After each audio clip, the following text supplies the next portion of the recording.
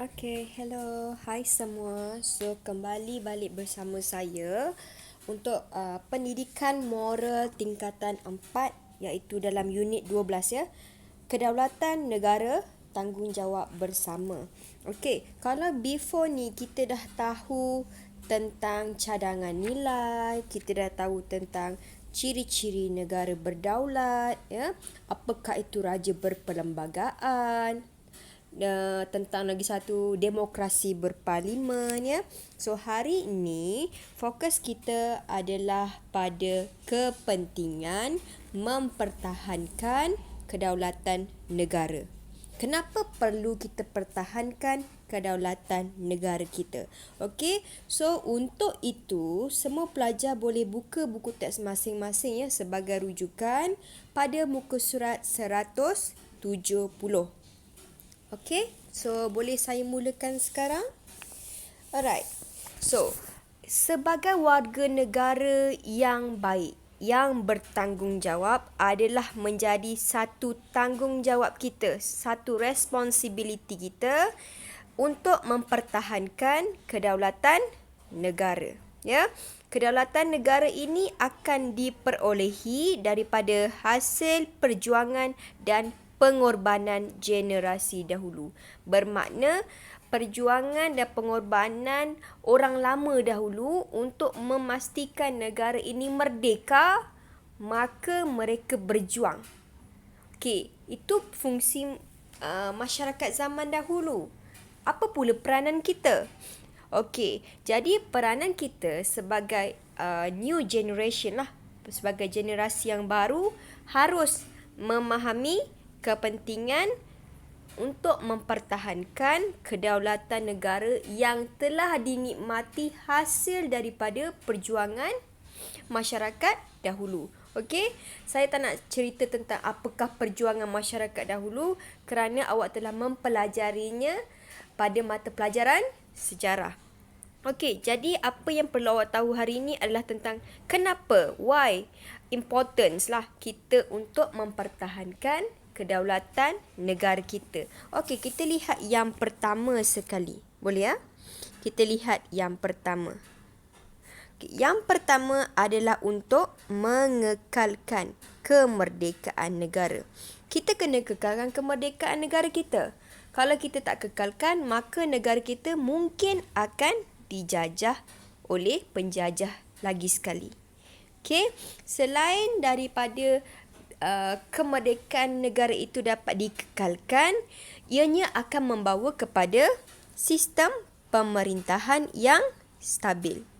Sebab takkan ada pergaduhan, takkan ada perselisihan faham jika kita betul-betul menjaga kedaulatan negara. Alright, so kita pergi poin yang kedua, iaitu maruah negara sendiri akan terpelihara. Kenapa maruah negara boleh terpelihara? Kerana kita sebagai masyarakat, kita sebagai warga negara tidak mudah untuk terpengaruh dengan anasir subversif. Subversif ni apa? Subversif ni bermaksud apa dia?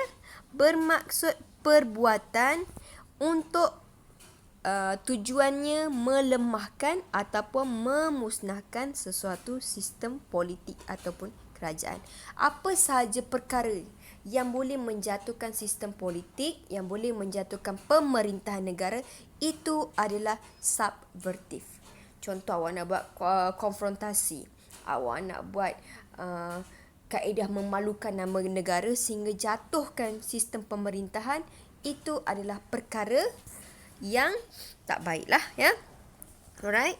So yang ketiga, awak akan lihat sini apakah kepentingan untuk mempertahankan kedaulatan negara adalah pentingnya untuk mengekalkan kestabilan politik.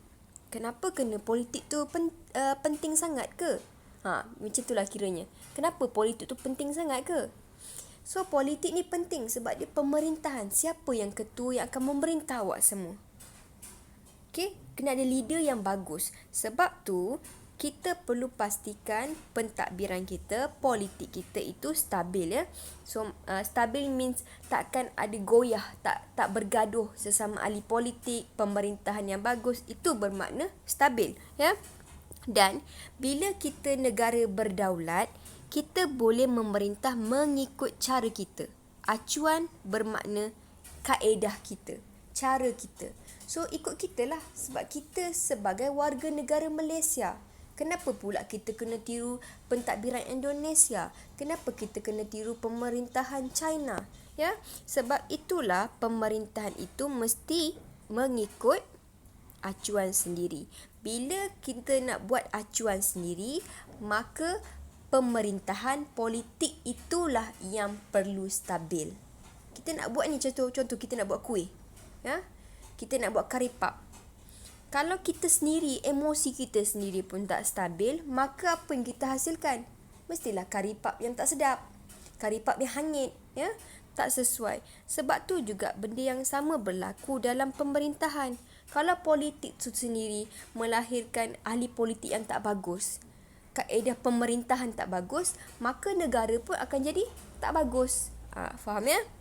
Okey, so yang seterusnya, apa pentingnya kedaulatan negara adalah untuk mengukuhkan perpaduan dan keharmonian.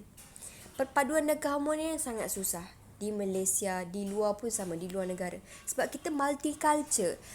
Kalau kita ni tak faham budaya orang, kalau kita sendiri tak faham kita punya culture, our culture, another culture. Okay, contohlah, saya Melayu, saya tak faham culture daripada India, culture orang China, bermakna keharmonian kita akan tergugat. Kita akan rasa macam, kenapa dia macam tu ya? Kita tak faham. Jadi, bila perpaduan dan keharmonian rakyat ini kukuh, bermakna hasilnya nanti dia akan memberikan sumbangan kepada pembangunan negara. Negara akan bangun, ekonomi negara tu sendiri akan mantap. Ya? So menghasilkan aliran kewangan yang baik. Okey, so yang terakhir sekali, kenapa pentingnya mempertahankan kedaulatan negara adalah untuk mengekalkan semangat patriotisme. Apa itu patriotisme? Semangat cinta akan negara, ya. So bila semangat cinta akan negara ni kita teruk, maka teruklah. Okey, so hasilnya nanti kita akan cinta dan setia kepada raja dan negara. Okey, saya hentikan setakat ini dahulu. Macam biasa, sila pergi ke link latihan dan lengkapkan. Okey, bye. Jumpa lagi.